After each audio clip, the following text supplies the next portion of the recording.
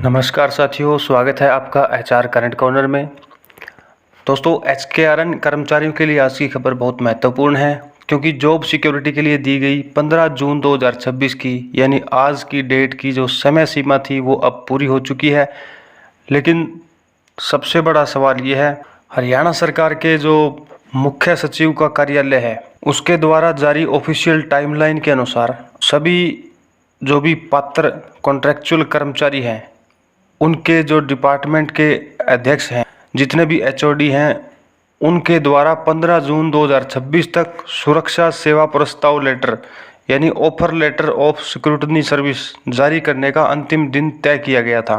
तो पोर्टल की जो ज़मीनी हकीकत है और इस डेडलाइन के बाद की जो स्थिति है उसका पूरा ब्यौरा मैं आपको देने वाला हूं। दोस्तों, वीडियो को पूरा लास्ट तक देखें। जो रजिस्ट्रेशन है और जो जितने आवेदन हुए हैं उनके आंकड़े मैं आपसे साझा करूंगा। हरियाणा में इस योजना के दायरे में आने वाले कुल कॉन्ट्रैक्चुअल कर्मचारियों की संख्या लगभग 1,19,000 के लगभग है। और रजिस्ट्रेशन और आवेदन कितनों ने किया है? आधिकारिक तौर पे लगभग 83,000 कर्मचारियों का डाटा सफलतापूर्वक प्रोसेस और वेरीफाई कर दिया गया। दोस्तों, जो शेष कर्मचारी हैं लगभग 35,000 के करीब ऐसे कर्मचारी हैं जिनका डेटा मिसमैच हो रहा है, टेक्निकल कोई भी गड़बड़ी है, और जो कड़े सेवा नियम जैसे कम से कम जिनकी 5 साल की जो सर्विस पीरियड है वो पूरा नहीं कर पाने के कारण आवेदन की जो लास्ट डेट थी या प्रक्रिया थी उसको पूरा नहीं कर पाए।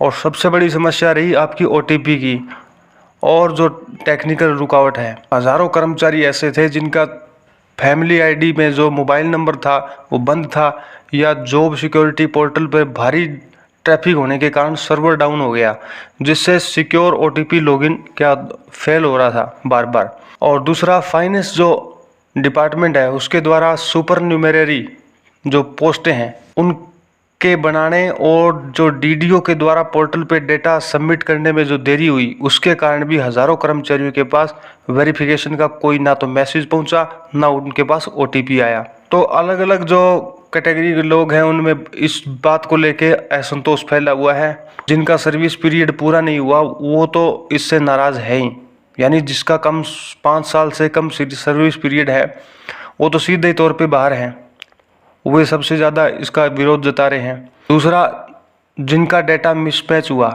जिनका नाम, फैमिली आईडी और सर्विस बुक के रिकॉर्ड में थोड़ा सा भी अलग है, वे पोर्टल पर लॉगिन न होने से नाराज़ हैं। जॉब सिक्योरिटी लेटर कब तक आ सकता है? दोस्तों, 15 जून 2026 को ऑफर लेटर जारी करने की अंतिम डेडलाइन घोषित करी गई थी, लेकिन टेक्निकल कमियों की वजह से और हज़ारों कर्मचारियों के छूटे होने के कारण इस डेडलाइन को आगे बढ़ाया जाना तय है। जिन कर्मचारियों का डाटा पूरी तरह से वेरीफाई हो चुका है उनके ऑफर लेटर इसी हफ्ते यानी जून का जो तीसरा हफ्ता है वहाँ से, मतलब मान के चलो आप, फेज वाइज तरीके से संबंधित जो डिपार्टमेंट है उनके एचओडी के द्वारा जारी होना शुरू कर दिए जाएंगे। 15 जून के बाद आगे क्या होने की संभावना है? पोर्टल दोबारा खुल सकता है आपका। जो भी ओटीपी की दिक्कतें आ रही हैं उसको देखते हुए सरकार जो छूटे हुए कर्मचारी हैं जो आवेदन नहीं कर पाए, तो पोर्टल की तारीख को 7 से 10 दिनों के लिए बढ़ा सकती है सरकार। और दूसरा क्या है कि इसके लिए ग्रीवेंस विंडो को खोला जा सकता है। जिन कर्मचारियों का वेरिफिकेशन अटका हुआ है उनके लिए स्पेशल ग्रीवेंस सेल का एक्टिवेट किया जा रहा है। उनके लिए स्पेशल ग्रीवेंस सेल को एक्टिवेट किया जा रहा है ताकि वो अपने डीडीओ के माध्यम से डेटा को ठीक करवा सकें। और तीसरा क्या है कि यदि छूटे हुए कर्मचारियों को अगर इस मामले में राहत नहीं दी जाती है तो अलग अलग जो भी कॉन्ट्रैक्चुअल कर्मचारी संघ है, ये यूनियन बनी हुई है स्टेट लेवल पर, वो इसका विरोध प्रदर्शन कर सकते हैं और अपना जो प्रतिक्रिया है वो तेज कर सकते हैं। साथियों, आपका क्या मानना है? क्या ओटीपी समस्या के कारण जिन कर्मचारियों का आवेदन नहीं हो पाया, क्या उनको एक मौका और मिलना चाहिए?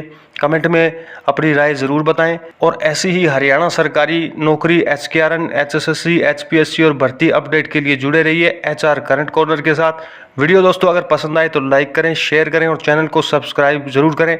धन्यवाद।